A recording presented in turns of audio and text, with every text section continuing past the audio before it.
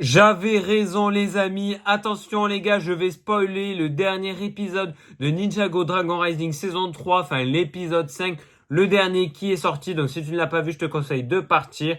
Les gars, j'avais raison, les parents de Harin sont décédés malheureusement. Je vous avais fait une vidéo il y a un petit moment de ça, avant que la saison 3 sorte, et je vous avais dit plusieurs théories au niveau de pourquoi Harin pleurait dans une des bandes annonces de Ninjago Dragon Rising saison 3. Et les gars, je l'avais dit, les parents de Harin sont morts.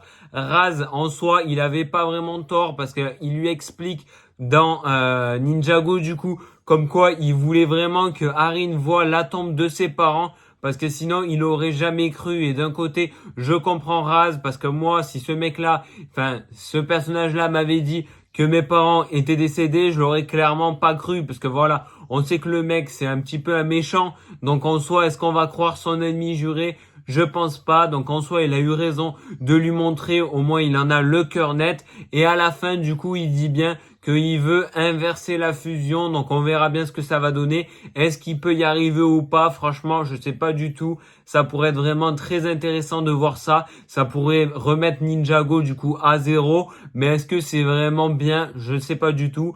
Est-ce que les parents de Harin peuvent revenir? Franchement, je sais pas du tout. Ça dépend du coup si Raz y arrive ou pas à inverser la fusion, mais qu'est-ce que ça voudrait dire du coup s'il inverse la fusion? Qu'est-ce qui pourrait arriver? Est-ce que ça pourrait, je sais pas, tout changer? Franchement, à voir. En tout cas, les gars, je vous le dis, j'avais raison. N'hésitez pas à me dire en commentaire, du coup, si vous aussi vous avez été triste quand vous avez vu Harin pleurer devant la tombe de ses parents. Moi, j'étais vraiment trop triste. Franchement, il m'a fait trop de la peine. Puis voilà, au bout de 3 saisons, c'est quand même un personnage qu'on aime énormément. Et du coup, le voir pleurer sur la tombe de ses parents, c'était vraiment horrible. Donc, n'hésitez pas à me dire en commentaire si vous aussi, vous avez pensé que ses parents étaient décédés comme moi. Et surtout, abonne-toi parce que plein de vidéos sur Ninjago vont sortir.